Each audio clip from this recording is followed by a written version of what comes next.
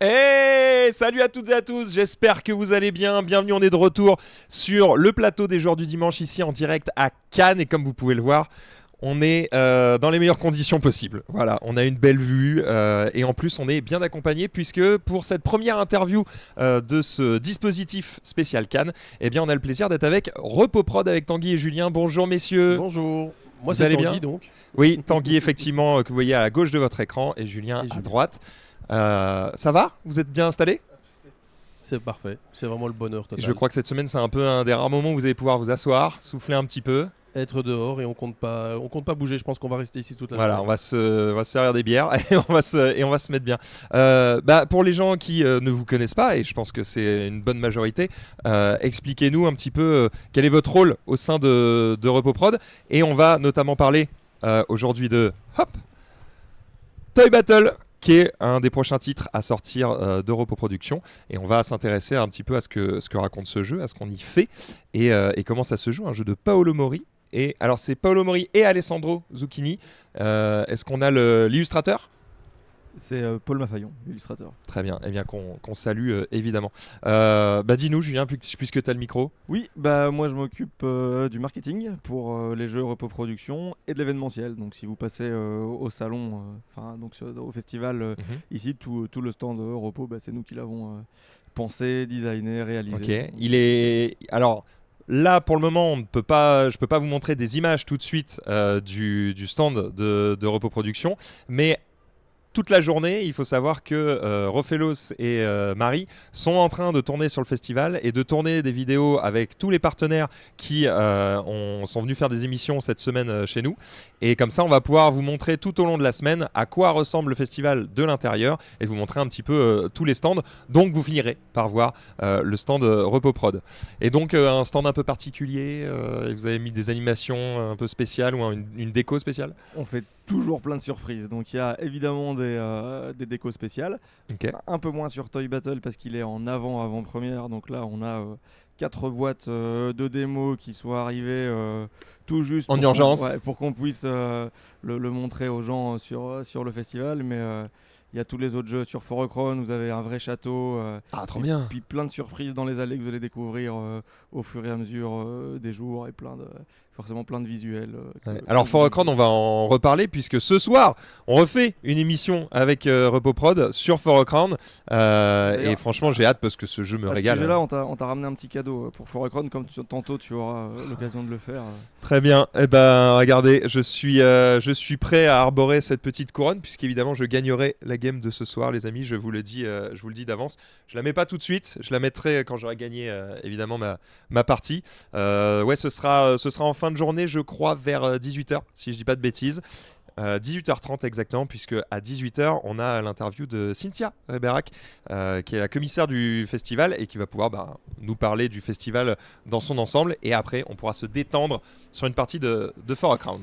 Enfin, se détendre ou se casser les genoux. Effectivement, parce que c'est quand même un jeu un petit peu méchant, on peut le dire comme ça. Tanguy, enchanté. Enchanté. Qui êtes-vous?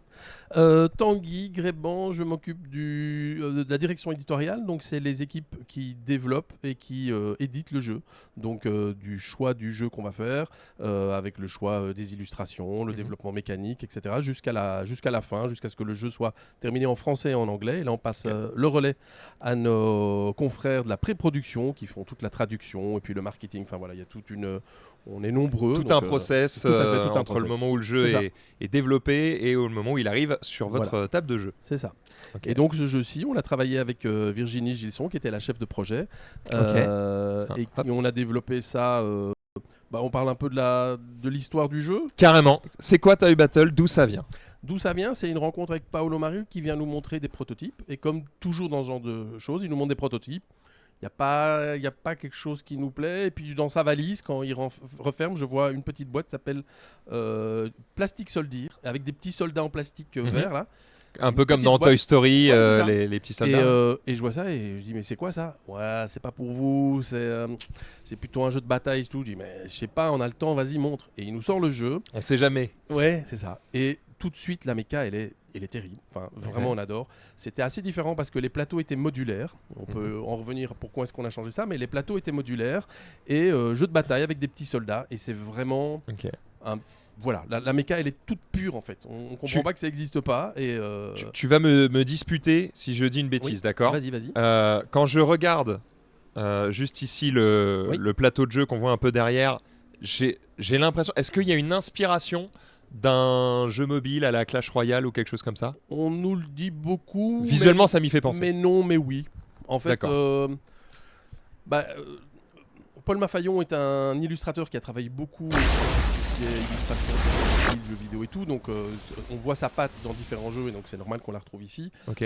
On a mis en avant le plateau château parce qu'il était chouette avec de l'herbe verte, c'est tout mignon et on l'a mis en avant à l'arrière de la boîte parce que ça correspondait bien et ça fait penser évidemment à certains jeux mobiles, mais au total il y a 8 plateaux différents, donc 4 recto verso et il y a 8 univers et ça va des plateaux licorne au-dessus de l'arc-en-ciel au plateau pirate, le sable, enfin avec chaque fois des logiques différentes. Mais oui, ça peut faire penser à ce genre de jeu-là et c'est très court en fait comme ce genre de jeu-là. C'est allez on va dire une partie, je pense qu'il est en avant-première là sur BGA, on est à une dizaine de minutes, 10-15 minutes la partie, quelque chose comme ça. Et la partie physique est plus ou moins la même durée, c'est pas plus court ou plus long. Ok, par rapport donc à ça reste un jeu où on va Oui. pas effectivement passer 2 heures autour de notre table et on va pouvoir enchaîner les games assez facilement. C'est souvent des retours. En fait, quand nous, on a fait les tests sur le public et de nos expériences, et puis de ce qu'on voit sur BGA, c'est souvent ça. On commence une partie, et puis on en fait une deuxième, et puis une troisième. Il y a pas mal de parties d'affilée parce que c'est assez court et on a envie de prendre sa revanche, en fait. Très bien. La prochaine question que j'ai envie de te poser, c'est évidemment de m'expliquer les règles, de lancer une game, etc. Mais c'est pas ce qu'on va faire aujourd'hui. Combien de temps de développement pour Toy Battle ? Alors, en règle générale, on signe les jeux 2 ans ou un peu plus avant de les sortir. Ici, c'est un Essen 2022. Ouais. Donc, c'est un peu plus de 2 ans. En sachant que mon équipe, en fait, tout ce qui est développement édition, on termine le jeu au minimum 8 mois avant la sortie. Ok. Donc, il faut 8 mois pour produire le jeu, faire la pré-prod, préparer tout le marketing, etc. Donc, au total, c'est 2 ans et demi moins 8 mois. Donc, je vous Quand laisse tu calculer, crois que c'est mais fini, ça ne l'est pas tout à fait. pour nous, c'est fini, mais c'est tous les autres qui Après, commencent à c'est travailler Julien après. qui prend C'est ça, tout à qui fait, prend le tout à relais, fait. qui fait attends, laisse-moi 8 mois parce qu'il faut que je bosse Ah quand oui, même. C'est pas si simple. Et là, comme Vas-y, on disait, il est explique-moi. en avant-première parce que là, il y a Mythicals qui est notre future sortie et lui vient après Mythicals, mais on l'a tenu quand même à déjà le montrer ici à Cannes. Et donc, Julien, voilà, il commence déjà à travailler le jeu, 2 jeux en avance, quoi. Il y a combien de tables pour essayer Toy Battle ici au festival ? Donc en nombre de tables, c'est 2, mais il y a 2 jeux par table, donc il y a 4 tables en vrai qui tournent en même temps. Alors, c'est un jeu purement de joueurs. Exact. Donc on est sur un jeu de duel. Est-ce que quand le jeu a été présenté, vous l'avez transformé en jeu de joueurs, ou est-ce qu'il y a une possibilité, imaginons que ce soit couronné de succès, est-ce qu'il y a déjà des idées pour le transformer en jeu à 4, à 3 ou autre ? C'est un pur jeu de joueurs et on s'est dit c'est pas mal, on trouve qu'il manque un peu de joueurs, sauf que tous les jeux de joueurs sont arrivés en même temps. C'est vrai qu'il y en a eu beaucoup. Alors, on en a sorti nous aussi, on a sorti Mythicals aussi, et puis on a eu le Lord of the Ring, Duel pour la Terre du Milieu. Donc tout ça faisait quand même pas mal de jeux de joueurs. Mais moi personnellement, je pense quand même que ça manque. Quand on regarde dans les rayons des magasins, c'est quand même le plus joué, souvent c'est le 2 joueurs, parce que c'est le plus facile à jouer. En plus, celui-là, nous, on voyait quelque chose, il y a vraiment un intérêt, on le voit au niveau transgénérationnel. C'est typiquement papa ou maman avec les enfants, on le voit d'expérience en fait. Julien aussi, à la maison, il y en a beaucoup qui nous disent, ceux qui ont déjà des boîtes ou qui ont eu des boîtes démo, qui disent « mais mes gamins, ils enchaînent les parties et tout ». Donc entre joueurs amateurs de jeux de combat à la Paolo Mori, on va y trouver beaucoup de stratégie, d'intérêt, vraiment de tension. On va avoir une couche supplémentaire. Mais en y jouant avec un gamin qui est pur premier degré, il va y avoir du plaisir aussi. Donc voilà, on voulait... Les visuels aussi, c'est pour ça, c'est pour ce côté très familial en fait. C'est accessible à tous pour pouvoir rentrer dedans. Et puis, comme pour For Crown, un truc où on se prend pas la tête. C'est pour rire, on va pas s'attaquer, c'est pas premier degré, c'est une bataille et c'est dans l'univers que ça se passe, c'est pas en dehors de jeu, quoi. Comment vous expliquez le regain c'est pas un regain parce qu'il y a toujours eu un intérêt pour des jeux de joueurs, mais on est d'accord que là, il y en a beaucoup qui sortent en ce moment. Est-ce que depuis le Covid, peut-être il y a des couples qui se sont mis à jouer alors qu'ils jouaient pas tant que ça avant et donc finalement, peut-être... que des mecs un peu geeks qui avaient envie de jouer à des jeux de société, ils ont trouvé un adversaire dans leur conjointe et que maintenant ils se mettent à jouer à des jeux à deux pour alimenter un peu leur bibliothèque? Je pense que moi j'ai été très surpris dans le sourcing qu'on fait après le Covid. Je pensais qu'on allait se choper des tonnes et des tonnes de projets extrêmement ambitieux de tous les auteurs et autrices qui étaient restés bloqués chez eux. Et en fait, je pense qu'il y a eu un état de sidération. Il y a eu quelque chose où je trouvais ça très faible en termes de quantité, ce qu'on nous proposait. Et je me suis dit, c'est bizarre. Et je pense qu'il y a eu vraiment pendant le Covid un état de sidération où les auteurs n'ont pas commencé à créer comme des fous, en fait. Ah ouais. Je le ressens comme ça. Et puis, il y a eu un effet... Peut-être des gens qui n'étaient pas auteurs, qui se sont mis à essayer. C'est ça. Et il y a eu vraiment un effet après. Je pense vraiment qu'il y a eu un moment où il n'y a rien eu, alors que je m'attendais que tous les protos soient faits pendant je ne sais pas combien de temps. On a eu le temps de fignoler les protos, mais il n'y a pas eu beaucoup. Et puis c'est arrivé après. Et c'est arrivé, je pense aussi, d'une prise de conscience des maisons d'édition de, soit les versions de joueurs, c'est pas mal. Nous, on l'avait déjà sorti pour Seven Wonders et c'était une de nos meilleures ventes, en fait, Duel. Donc on sait que ça vend bien. Et puis peut-être des retours boutiques aussi que, oui, les couples y jouent, ils ont envie de varier, ils en ont marre d'avoir toujours du même genre de jeu. C'est très chouette qu'il y ait des coopératifs à 2 joueurs, des jeux d'affrontement à 2 joueurs, qu'il y ait des jeux un peu plus variés et que les rayons 2 joueurs s'étoffent un petit peu. Et une vraie demande de la part du public d'avoir des vrais 2 joueurs. Donc de ne plus avoir des 2 à 4, 2 à 5. Quand on est en boutique, on le voit, on entend de « Ouais mais non, juste pour 2 ». J'en ai marre des faux 2, 4, des faux 2, 5. C'est vrai que sur les boîtes, on comprend. Hein. Parfois, c'est écrit effectivement de 1. Typiquement, sur n'importe quel jeu coopératif, on vous mettra que ça démarre à 1 joueur. Oui. Bon, c'est pas forcément l'expérience qu'on aurait tendance à vous recommander. Très souvent, c'est plutôt pour 2 joueurs. Donc c'est vrai que... c'est compliqué parce qu'à la fois on peut pas vous en vouloir de mettre la range réelle du nombre de joueurs et en même temps c'est pas forcément le chiffre idéal quoi. Mais pour répondre Comment tu gères ça, à ta question, sur le Covid a eu un effet sur le jeu de joueurs, vraiment en termes de marketing et de vente. Donc du côté éditorial ça c'est vraiment plus la partie de Tanguy, mais il y a vraiment eu forcément le confinement amène à faire des activités que tu peux faire dans un espace restreint, et le jeu de société là avait vraiment quelque chose à apporter aux gens. Donc je pense et c'est quelque chose qui s'étale sur le temps aussi, donc c'est bien, c'est plutôt positif, ou bien un petit peu de positif dans une période qui l'était pas forcément, donc c'était pas si mal. Et puis du coup vous avez, si je dis pas de bêtises, non je ne crois pas, que vous avez un des meilleurs jeux de joueurs du moment avec Duel pour la Terre du Milieu là. Donc, on est content, ouais. Je crois que ça a bien marché. Ouais, ça marche bien. Ouais. C'est en rupture ou pas encore? Il y a eu des ruptures dans des pays, mais ça revient là. Il y a des runs de production, donc des réimpressions qui sont faites, qui arrivent en avril. Donc Duel pour la Terre du Milieu, c'est vraiment Seven Wonders Duel, mais thématisé sur le Seigneur des Anneaux. Et ils ont fait l'effort de pas juste plaquer un thème, c'est que vraiment le gameplay est adapté et ça se ressent vraiment. Il n'y a plus de course au point de victoire, il y a des conditions de victoire, il y en a 3. Et c'est à vous soit d'avoir le plus d'alliances, soit de réussir la course de l'anneau face aux... Comment ils s'appellent ? Les soldats, les Nazgûl, voilà, qui vous courent après, soit de... C'est quoi le dernier truc ? Donc tu dois rallier les peuples. La guerre, évidemment. Donc t'en as 3. Rallier les peuples, conquérir la terre du milieu et la course à l'anneau. Ouais, et ça a bien marché. Toi qui parlais de qu'est-ce qu'on fait comme surprise sur le stand, si vous passez, il y a la version surdimensionnée du jeu. Donc vous pouvez jouer sur une version surdimensionnée sur le stand. Ici, d'ailleurs, il y a un Nazgûl surdimensionné qui vous court après dans les couloirs directement. Franchement, j'aurais adoré. Ça aurait été trop cool. Revenons sur Toy Battle, les amis. C'est quoi le calendrier? Parce que là, on l'a en avant-première. Je sais pas si vous l'avez déjà dit. C'est quoi la date de sortie du jeu? La date de sortie, c'est le 2 mai. Ok, donc on a encore un petit peu de temps, ouais. Mais on peut... Là, c'est le 2 mai, ça veut dire que c'est déjà en production? Oui. Ouais. D'accord, donc en fait là si on commence à vous faire des retours à dire la couleur ça aurait été trop tard, c'est parti les amis. Est-ce que vous pouvez un petit peu rentrer dans le détail et nous expliquer comment on joue à Toy Battle? Alors oui c'est trop tard parce qu'il est sur le bateau, donc voilà. les jeux arrivent. Oui, il faut encore un mois là. Le bateau c'est 2-3 mois. Hein. Ah ouais, faut pas le mal de mer. Ça. D'accord. Et donc ça c'est des copies, il y a quelques copies qui sont venues en avion, donc ils sont là en avant. Tu fais l'ouvreuse, ouais. Allez. Alors, Toy Battle, vous jouez 2 armées de jouets qui vont s'affronter pour rire et pour le plaisir. Et vous avez 2 armées, je sais pas, on leur a pas donné de nom, on va dire les cactusoïdes et les poulpoïdes, je viens de l'inventer. Vous avez 2 petits racks pour pouvoir poser votre armée. Ok. Et donc, dans la boîte, qu'est-ce qu'il y a? Parce qu'on aime bien les petites boîtes, vous savez ça. Hein. Dans la petite boîte, il y a vos troupes. Vous avez 3 troupes de chaque. Et les troupes, ça va du petit canard de bain tout joli qui peut aller où il veut, mais n'importe qui peut le battre, il est vraiment trop faible, au super dinosaure. Je vais en profiter pour descendre un petit peu le plan qui est sur vous, de sorte à ce qu'on voit un petit peu plus la table, et comme ça vous allez pouvoir nous montrer un petit peu tout ça. Je suis en train de checker ça.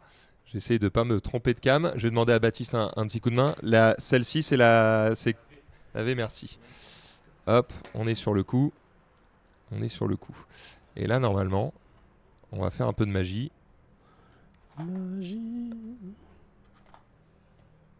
Voilà.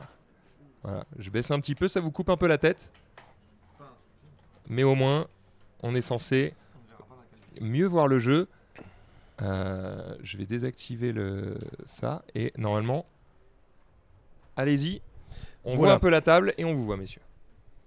Donc vous avez des troupes qui vont de 1 à 7, plus une petite valeur joker. Le joker, son petit pouvoir, c'est que il peut marcher sur tout le monde, même la plus puissante qui est le T-Rex qui crache des flammes, mais tout le monde peut le marcher dessus. Et puis sinon, 1, 2, 3, 4, 5, 6, 7, ils ont des pouvoirs. Et c'est ça la particularité, c'est que chaque fois que vous allez poser une de vos troupes, elle va déclencher un effet, si vous le voulez, qui vont faire rebondir toute la partie.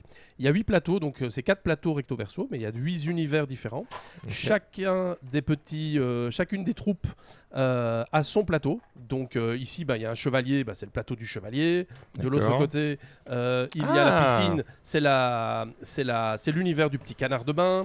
Avec des pouvoirs liés. Là, c'est l'univers du soldat. Donc les chemins sont toujours différents. Ah oui, c'est vraiment une logique très différente. Par exemple, le petit singe pirate, il a celui-ci, c'est le seul plateau qui n'a pas d'effet particulier. Par contre, il est asymétrique et donc il n'est pas simple à jouer. J'adore le visuel, c'est hyper coloré, propre, à la fois enfantin mais pas trop. Enfin, c'est très chouette. Et chaque plateau a sa petite logique avec son effet spécial, c'est-à-dire qu'ils ont des bases spéciales. D'accord. Alors, le but du jeu, c'est soit d'aller... Enfin, on peut gagner de 2 manières. Et c'est ça qui est important dans le jeu, c'est que on se focalise sur une manière et en fait, vous allez... Un peu comme le Lord of the Rings, il faut faire attention parce que l'autre va vous avoir de l'autre manière. Une des manières particulières, c'est de créer un chemin avec ses troupes qui partent de sa base et qui vont jusque sur la base adverse. Tiens. Et donc, si vous avez un chemin, mais qui est discontinu, donc il faut pas, qui est continu, donc il ne faut pas qu'il y ait des espaces vides. Mais si vous faites un chemin complet qui va jusqu'à la base adverse, et il en faut un sur la base adverse, vous avez gagné. Ça, c'est une manière de gagner. L'autre manière de gagner, c'est que sur ce plateau, en plus des petits des troupes qui vont se poser, on va poser des petites médailles aux endroits indiqués, et ces petites médailles en bois épaisses. Et on ne sait pas, on a plus les médailles. Un petit sac. On les a peut-être laissés à l'entrée. Donc c'est des petites médailles en bois qu'on pose et celui qui a le bon nombre de médailles, c'est marqué sur le plateau ici, c'est 7. Donc celui qui chope cette médaille sur ce plateau-là gagne aussi. Et les médailles, c'est pas la même logique. C'est au lieu d'aller tout droit, il va plutôt falloir les encercler. Et donc le jeu, c'est une lutte entre à la fois essayer d'avancer petit à petit et essayer quand même petit à petit d'encercler. C'est-à-dire que si tu as une médaille ici, il faut que tu aies un mec là. Là, j'en ai 4. Regarde ici, j'en ai 1, 2, 3, 4. Et je gagnerai les 2 médailles qui sont ici. D'accord, ok. Voilà. Bon. Et alors, il y a des bases spéciales avec un effet. La base spéciale ici, c'est que quand tu poses ta troupe, tu fais son effet. Et puis, tu peux, si tu veux, pour ce plateau-ci, décider de récupérer une troupe n'importe où et la reprendre sur ton plateau. D'accord, ok. Voilà, ça, c'est des petites médailles donc, en bois peinte. Qu'on met là. Ce qui fait qu'elles sont un petit peu plus visibles. C'est ça. Et une fois qu'elles sont ramassées, surtout elles sont plus disponibles. Elles sont plus disponibles et même si on perd même si on perd l'encerclement, on ne les récupère pas. Donc prix c'est prix. C'est jusqu'au bout. Je vais faire de l'ombre pour qu'on voit un petit peu le plateau, comme ça vous voyez les chemins. Et donc ce qu'on expliquait, c'est que si on avait fait ça, vous voyez là c'est entouré et donc du coup on peut récupérer les 2 jetons qui sont là et c'est dans la pocket. Et le premier qui a 7 étoiles remporte la manche, c'est ça?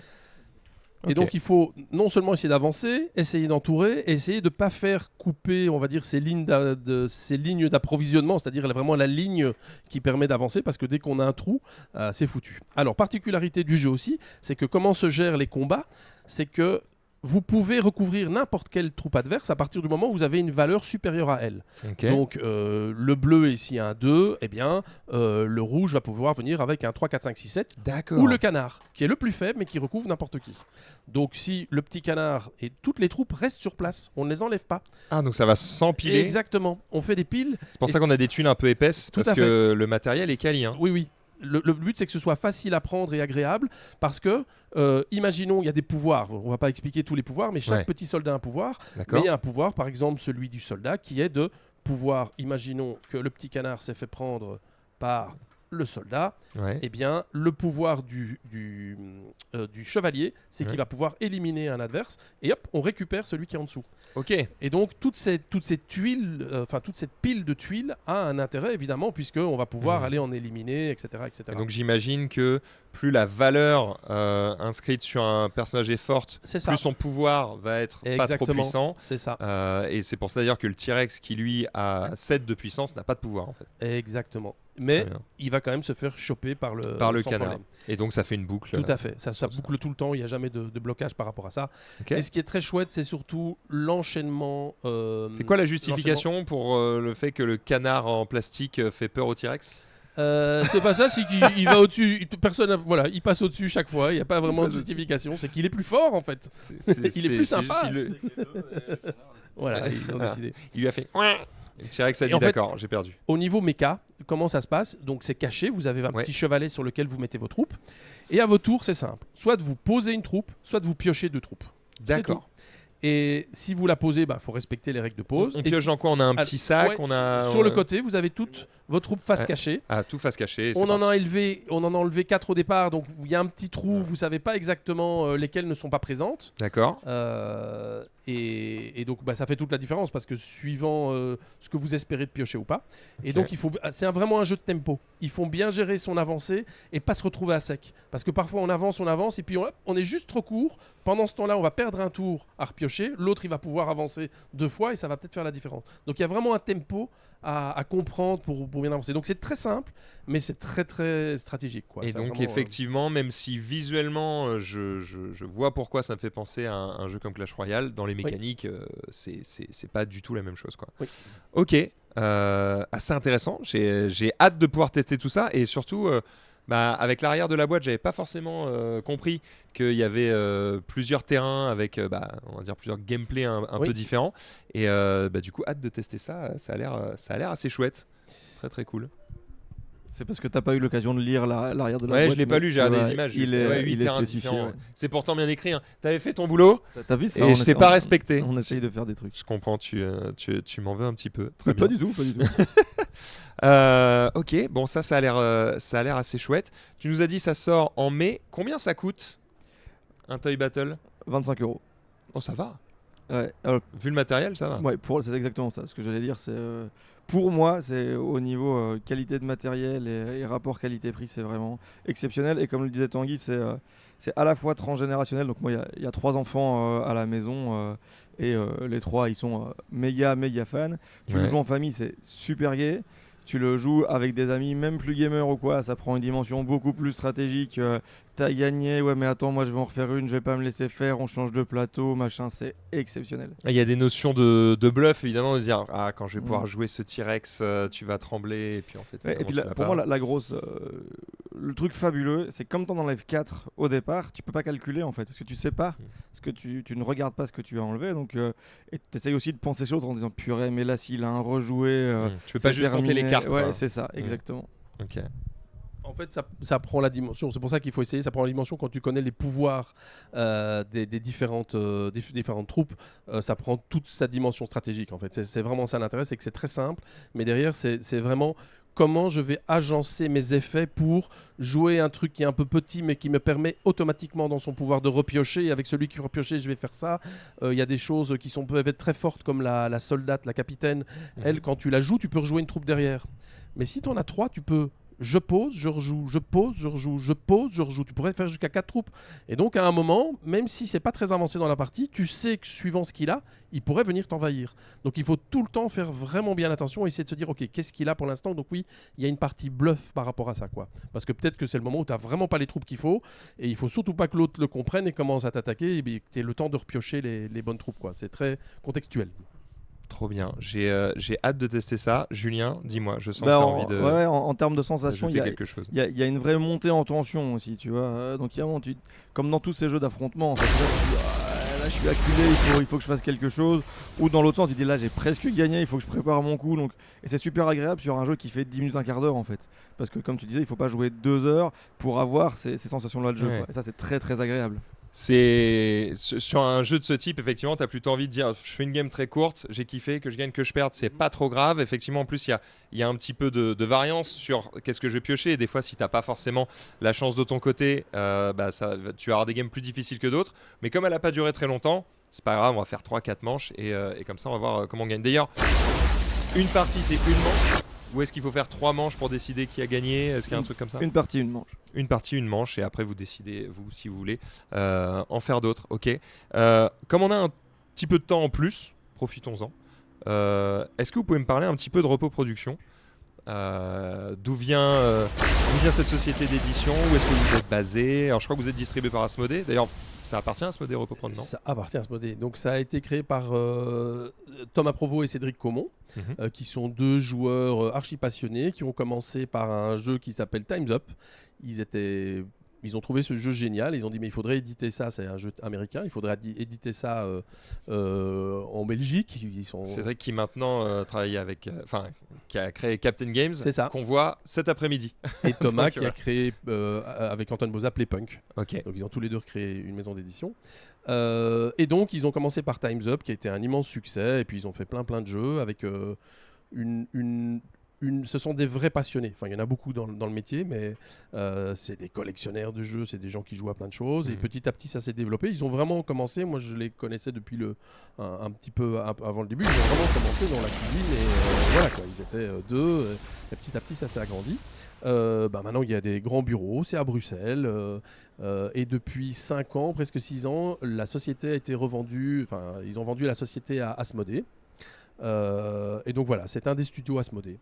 Moi je travaille depuis cette période-là. Julien un petit peu avant, hein. Tu travaillais déjà pour Cédric et Thomas.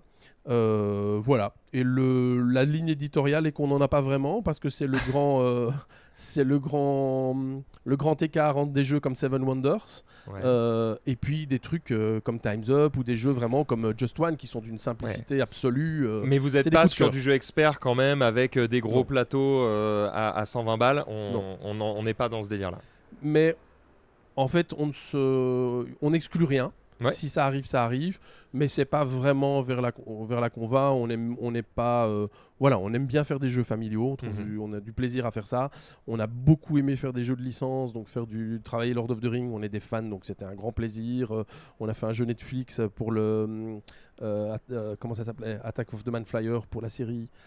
Stranger Things aussi. Voilà, on a fait un jeu Harry Potter. Enfin, c'est des choses qui nous plaisent en fait, de pouvoir faire des jeux comme ça familiaux avec des licences geeks, c'est assez agréable.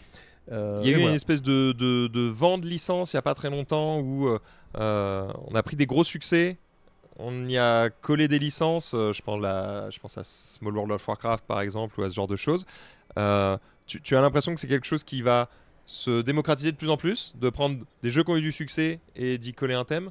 Je pense à Marvel Remix aussi, par exemple, qui a pris un gros succès et qui l'a thématisé. Je pense que c'est dans la logique des choses. C'est de plus en plus difficile de faire des jeux qui vont fonctionner vraiment et qui vont pouvoir dès le début rentrer dans le marché et tout. Donc c'est une possibilité, c'est comme le cinéma. Il y a de plus en plus de licences parce que c'est plus facile quand vous êtes le nouveau film de telle licence que tout le monde connaît, c'est plus facile. Ouais. Maintenant, moi, je vois il y a 2 manières différentes de les faire. Il y a clairement de l'exploitation de licences. Donc on travaille, on cherche on a une licence et on cherche un jeu pour rentrer dedans parce qu'on a les droits de la licence. Et il y a aussi les coups de cœur. Donc il y a aussi les coups de cœur. on a envie de faire ça parce qu'on aime, et puis après on se dit est-ce que c'est possible. Alors évidemment il y a des accords derrière, donc ici nous on savait qu'on avait la possibilité de faire le Seigneur des Anneaux. Après on aurait eu envie et que ça n'avait pas été, les droits n'avaient pas été achetés par une société proche d'Asmodée, mais on n'aurait jamais pu le faire, donc on s'est dit bah ouais. Là, par exemple, je sais qu'on a peut-être des possibilités de faire Donjon Dragon. Moi, je rêverais de faire un jeu Donjon Dragon. Je suis un archi-fan. Et on va pas se dire, il faut faire Donjon Dragon. S'il y a un jeu, on se dit, t'as pas envie, on le fait. Ok, ça va, on y va. Voilà, il faut qu'il y ait vraiment la volonté derrière parce que c'est tellement long, c'est tellement difficile qu'on remarque que quand il y a un projet qu'on ne porte pas, même un projet qu'on aurait choisi ou quoi, si on ne le porte pas et qu'il n'y a pas un chef de projet ou une chef de projet derrière qui a envie de travailler tous les jours et qui fait ça, en fait, le projet tombe à plat.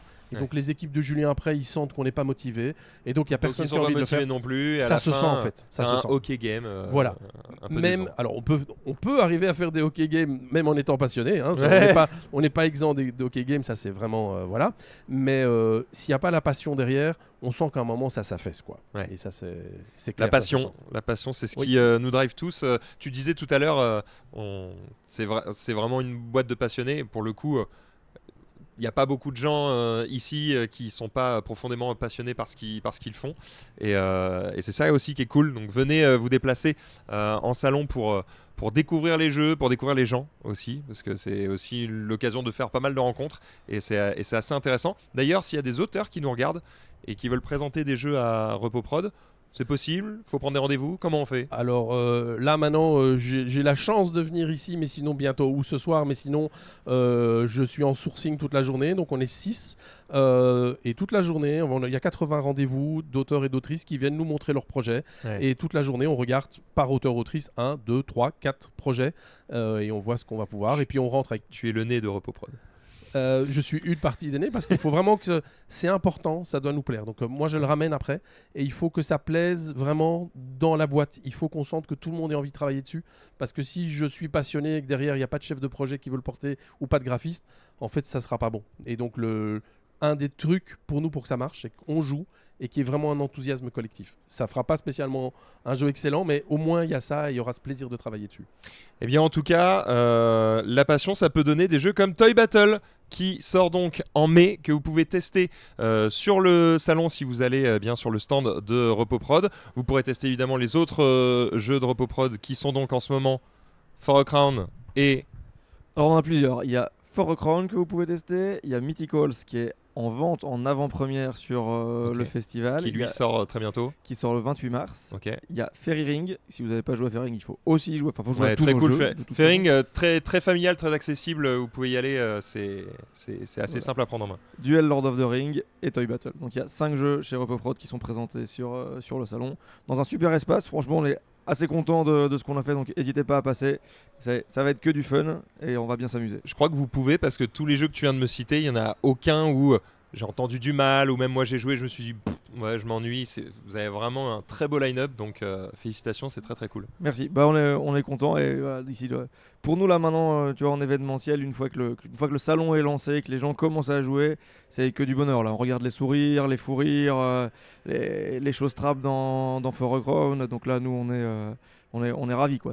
On est là pour ça et c'est une fin de semaine de bonheur pour nous. C'est du travail, mais on est super content de pouvoir faire ça avec les gens. Eh ben, c'est trop bien. Merci beaucoup à vous d'être venus en tout cas sur le studio pour présenter tout ça. J'espère que vous avez toutes et tous kiffé cette petite interview. Nous on va enchaîner, on va faire une petite pause. On va se retrouver. C'est quand la prochaine émission, Baptiste, si tu l'as en tête? C'est dans 1 heure, voilà. Voilà, Captain Game, voilà. Vous voyez, la boucle est bouclée. Et donc, en attendant que Captain Games arrive et qu'on puisse vous présenter leur jeu, cette fois-ci, ce sera sur le setup gameplay. On va pouvoir aller prendre le temps de faire une partie. Eh bien, moi, je vais en profiter pour manger un petit morceau. Et puis, on va se retrouver dans quelques instants. Donc, restez avec nous. On met un petit écran d'attente. Et puis, on revient dans quelques instants. Allez, retrouver RepoProd sur le festival pour tester leur jeu. Merci, messieurs. Merci à toi. Salut tout le monde. Salut.